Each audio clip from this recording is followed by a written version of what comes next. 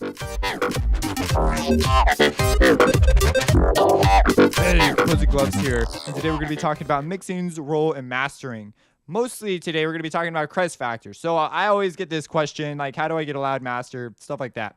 To get a loud master, you need an awesome mix down. And if you want it to be loud, you got to do something specific. This is going to take away from other things you can do later on with your mix, though. So sometimes you may want to mix and have it have no master because you're going to be using the full dynamic range, and you're going to use maybe the master just to fine tune what you did.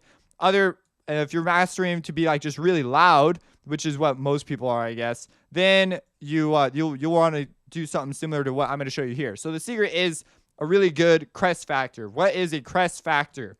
It's something you shoot for in your mix down and then do that in your mastering stage. So here I have a book. It's called Audio Production and Critical Listening, Technical Ear Training by Jason Corey. It's an awesome book. And I read this book, and it actually came with some cool audio software as well. And in it, they present the crest factor as an idea. So first, we need to understand what RMS is, just on a general level. So if we were to take the average of this waveform, you'd actually get something pretty close to 0 because our waveform goes up and down around 0. So it's not very useful to take that value. So we came up with something called the root mean square, or the RMS. And what that does is it allows us to get a more meaningful average level.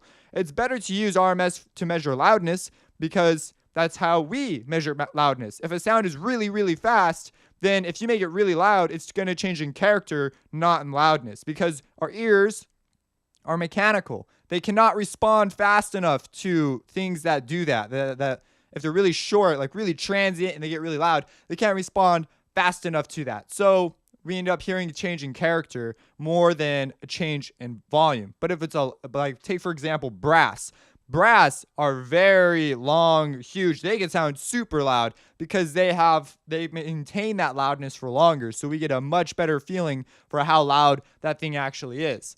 And we talk about that in the critical listening series. So RMS, basically, we can think of it as a meaningful average. It's not the same thing as the mathematical average because we get it using a different method, but it's sort of the same thing. So we have this RMS value. Well, what's another value that we have that's pretty important? Well, it's the loudest value we can have. That's the other most important value. So if we have a very, very loud value still available, the difference between those is called the crest factor. So we have basically our nominal level, or the highest level you can have, and we have our RMS value. And the bigger that gap is, the bigger your crest factor is. And if you can get your song to sound freaking incredible and maintain a huge crest factor, you're going to get just a freaking enormous master. It's going to be super loud. Why is that? Well, because look at this. It's going to be hanging out around there a whole freaking long time. People are going to go, wow, look at how loud this is. You might be doing some trade-offs, though. That's why in the mix down, it's important to get a mix that can maintain this but still have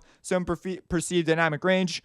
And it sounds kind of counterintuitive, but you can have things moving up and down, even though you have something being loud in there. And just get a good mix. Just get a killer good mix, one that you really enjoy, that does some of this. Now, sometimes I don't want this effect because sometimes I want my mix to be really, really quiet at one spot and then get really loud at another spot. So what am I going to shoot for? I'm going to shoot for the RMS value in the loudest spot of my track. So I'll find the loudest spot of my track, and I'll shoot for the RMS value I want.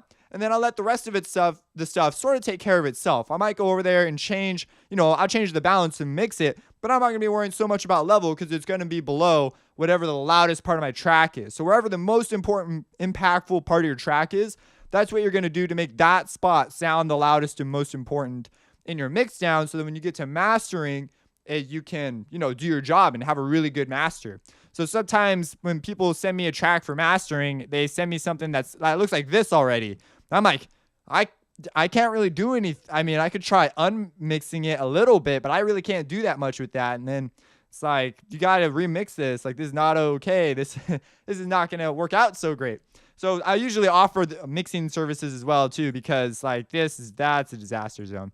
So, okay, let's go ahead and look at the difference between these two.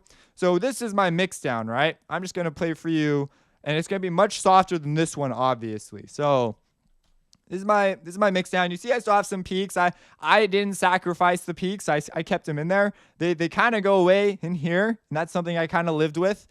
But when you're mastering, you make decisions like that, and if you get something you like or something that the client likes, versus other tracks I do not very much mastering wise because I may peak. I'll go all the way up to the maximum value. Maybe the track crescendos all the way to the end. I recently did a house track that does that. So if we play it, let's go over here. Completely, different. All right, now this is the mastered version. Completely, different. So you see, that's it's really loud. It's freaking loud. If we come over where the drums roll in here at some point. Yeah, they roll in right here. This was the mix down. So you see, it's a very even mix down. And now if you blast this mix down, if you turn it way up, you will get, it sounded the way I wanted it to. It sounded, this pretty much sounds the way I wanted to. Now this track was sort of a joke track, so I didn't spend an incredible amount of time on it, but it was a super fun track to do. I recorded my brother saying some stuff and then made an entire track out of it. He didn't know I was recording until a little ways into it because he was rambling on about like the philosophy of laughter. But that's mixing's role in mastering. So when you're mixing, you're going to have these levels that you're going to shoot for. And we'll talk about this in a later video, but this is just something that people generally misunderstand if you're self-taught especially. And so go ahead, use the Crest Factor to make your mixes incredible. Not your mixes, to make your masters incredible. So it's sort of looking ahead and saying, oh, I know I'm going to be doing mastering later, so I want to mix to this level. If you have any questions, let me know. If you have a different opinion or you think something I said you disagree strongly or anything like that, make yourself heard. I'm all for having meaningful discussion and different points of view. Subscribe and have a blessed day. Just feel the beat, just feel the beat. Get it up, just feel the beat.